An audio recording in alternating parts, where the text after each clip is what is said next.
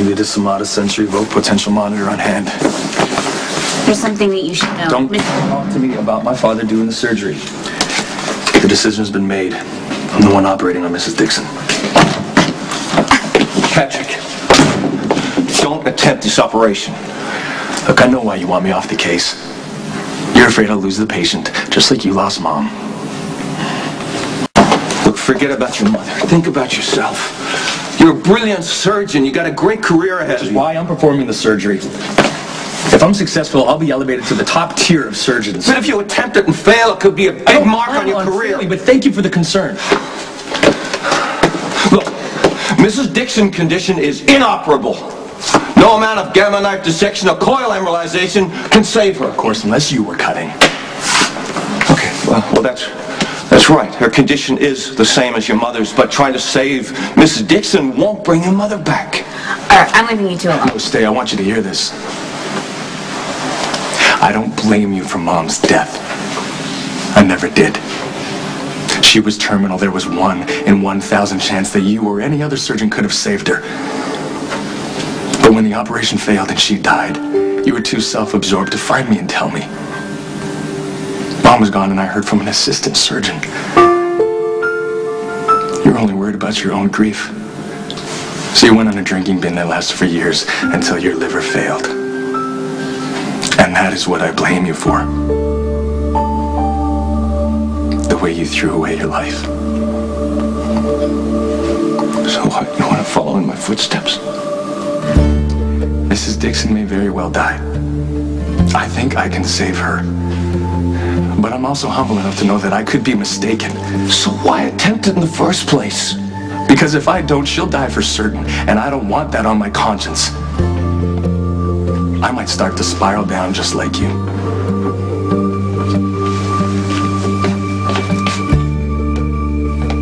Oh, this bench.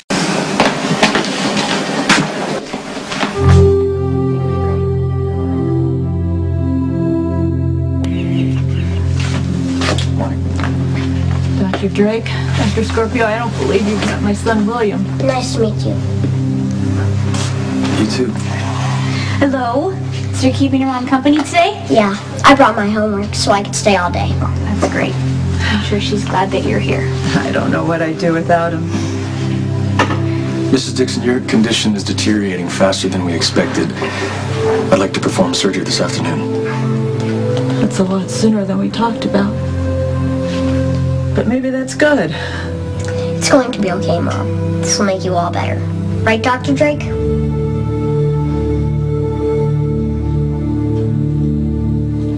The guitar maneuver was my idea. I get to carry the gun. I thought you were uncomfortable with firearms. Oh, that was a long, long time ago. Circumstances have required me to cultivate the art of self-defense. I'm actually quite a good shot now.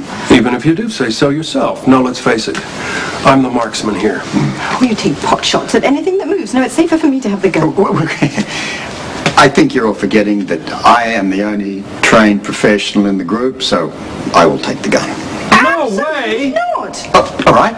We'll ask Tessio here. He's an impartial sort of a bloke. Tess, now who do you think should carry the gun?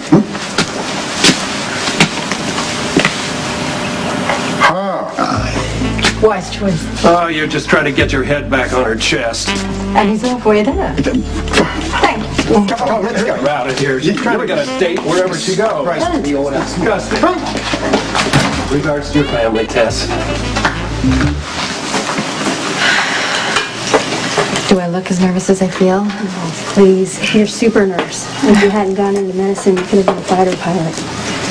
This is where the doctors justify the grief they give us. Dr. Drake is trying to save a life, so don't expect him to be nice about it. Patrick's people skills, such as they are, deteriorate even further in OR. He's all about himself and his scary brilliance. So if you can't keep up, head for the nearest exit. That's reassuring. You'll be fine. I'm worried about you. You may be smart, but you're not nearly arrogant enough to be a doctor. Drake the younger, on the other hand, has attitude to spare. He wants it all just the way he wants it. And he's good enough to make it worth the effort. Or so we tell ourselves. Hold the music. I'm in a room full of ladies. It's all the inspiration I need. Okay, people, stay sharp. This is gonna get tricky. I only want to say things once. I'm about to embolize an aneurysm stem. See there? The aneurysm has a huge venous component. Give me some pressure. There. Okay. This is too big and fragile to coil embolize. Gonna have to ligate it at the base. With no blood, you significantly shrink it, which depressurizes the vessel walls. Nice work, Dr. Dre. We're still at risk for post-op vasospasm, but at least that we can take care of. The EEG is flattening. Come on, just hold on. Increase the FiO2 to 90%, hyperventilate the patient. We have to reduce intracranial pressure. Give me some mannitol, we need to osmotically diurese her. Patrick, she's gone. You have to call it.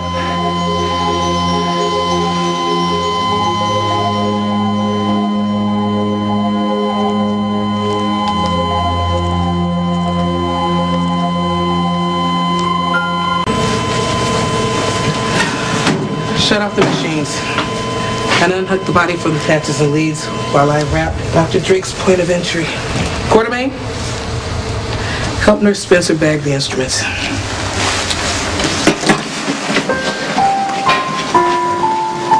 The size of the abnormality along with the intracranial edema made it impossible from the start.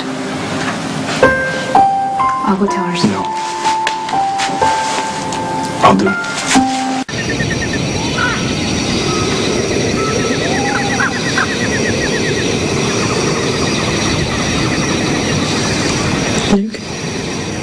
Yes, English. That was the most pathetic wolf call I've ever heard. Worked, didn't it?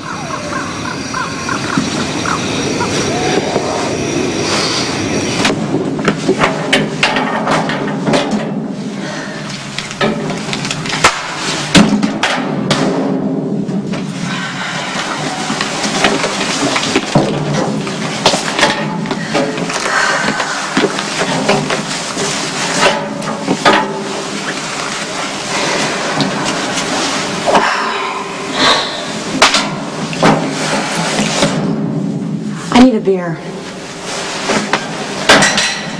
Me too. Forget beer.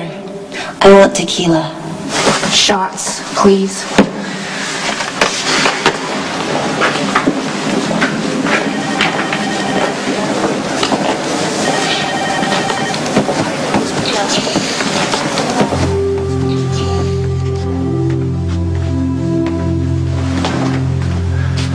How did surgery go? I'm sorry there were complications. Your mother died. We did our best to save her, but there was nothing more we could do.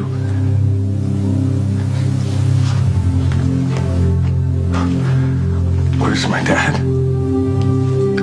I don't know. I thought he'd come to tell you himself. He walked out of OR and he didn't tell us where he was going.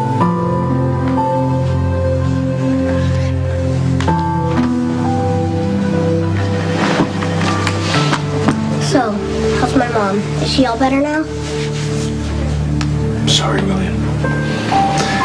There were complications, and your mother died.